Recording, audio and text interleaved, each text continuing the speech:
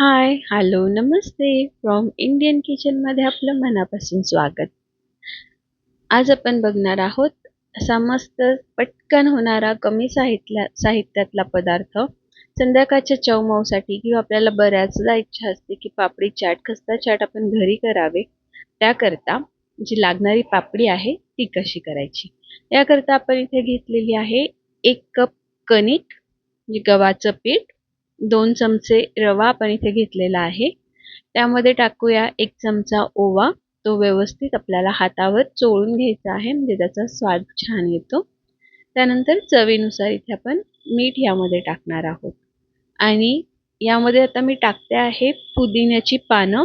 ही optional आहे, तुम्हाला जर आवडत असतील तर टाकू शकतात किंवा स्किप केले तरीही चालेल. याचा स्वाद छान येतो आणि चवीलाही छान लागतात.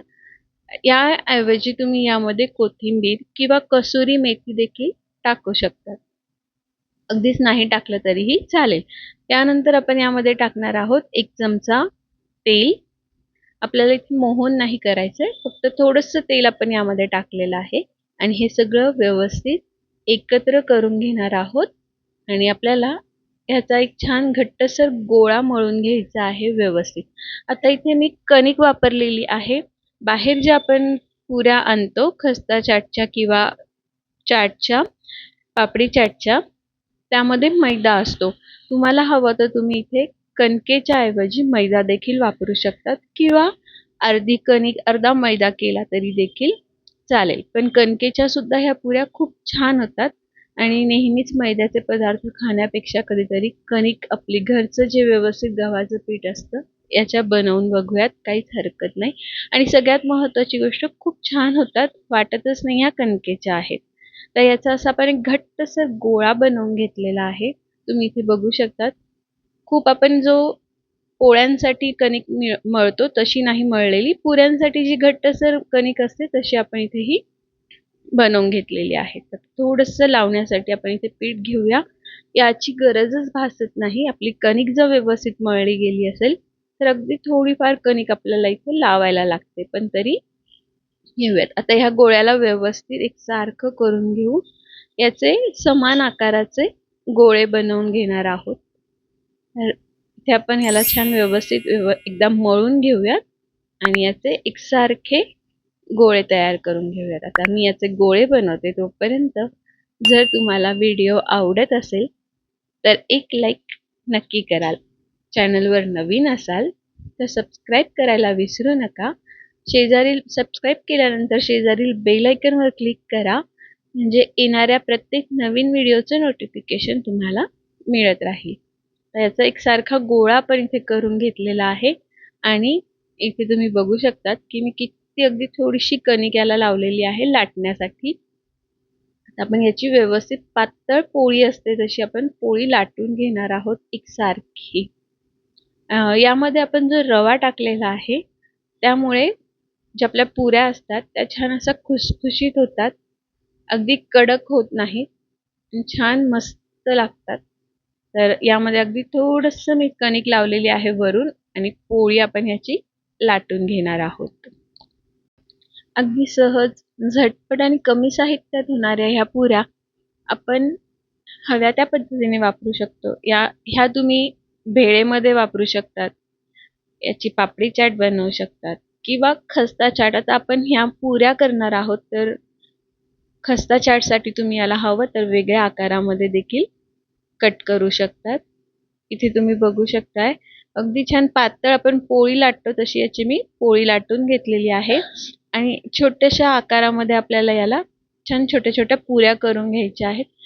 पुऱ्या करण्याआधी यावर काट्या चमच्याने असे टोचून घेऊयात सगळीकडे एकसारखं, जेणेकरून पुऱ्या फुगणार नाहीत आणि छान खुसखुशीत होतील.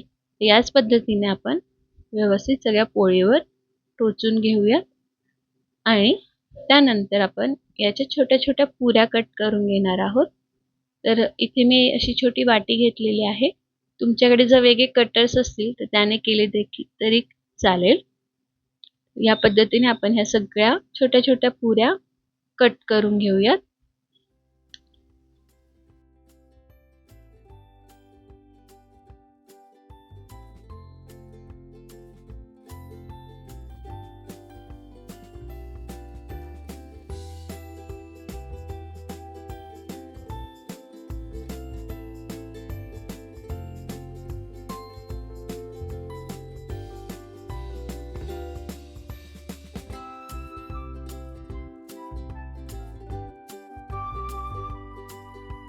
इथे सगळ्या पुऱ्या आपल्या छोट्या छोट्या करून झालेल्या आहेत आणि हा जो बाहेरचा एक्स्ट्राचा भाग आहे हा आपण काढून घेऊयात आणि सगळा व्यवस्थित गोळा परत आपल्या पहिल्या गोळ्यामध्ये मिक्स करून घ्यायचा आहे. या सगळ्या पुऱ्या आपण इथे एका ताटामध्ये काढून घेऊयात आणि याच पद्धतीने सगळ्या गोळ्याच्या पुऱ्या आपण इथे लाटून घेणार आहोत.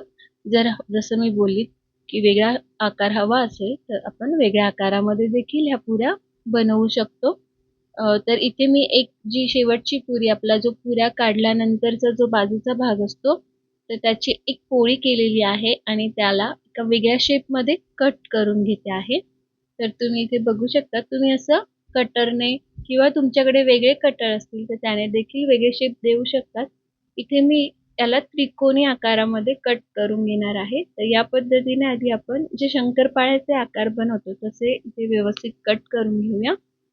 तुम्हाला हवं तर तुम्ही याला शंकरपाळ्याच्या आकारामध्ये देखील ठेवू शकतात किंवा हे आधी आपण बाजूला काढून घेऊयात आणि मी तुम्हाला इथे दाखवते की आपण याला छोटे छोटे त्रिकोणामध्ये देखील कट करून घेऊ शकतो. तर हे असं या पद्धतीने काढून घेऊया आणि आपला हा जो शंकरपाळा आहे याच्या बरोबर मध्यभागी जर कट केला तर आपल्याला इथे त्रिकोणी आकार मिळतो या पद्धतीने.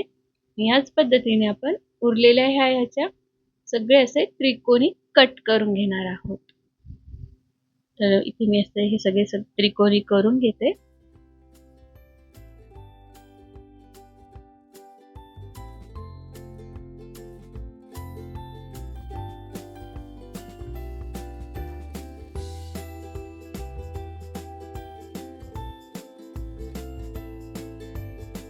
आपल्या इथे सगळे अशा छान पुऱ्या तयार आहेत. यांना आता आपल्याला तळून घ्यायचं आहे. तळताना एक गोष्ट लक्षात ठेवायची आहे, तेल छान व्यवस्थित तापलेलं हवं पण खूप कडकडीत देखील नको. मंद आचेवर आपण ह्या पुऱ्या सगळ्या व्यवस्थित तळून घेणार आहोत. तर आधी आपण यामध्ये थोडासा तुकडा टाकून बघितलेला आहे. तेल छान तापलेलं आहे म्हणून आपण यामध्ये पुऱ्या सोडूयात.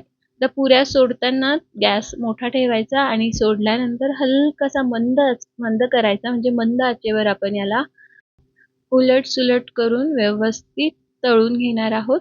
छान एक सारखा आबोलीसर रंग येऊपर्यंत याला आपल्याला तळून घ्यायचं आहे.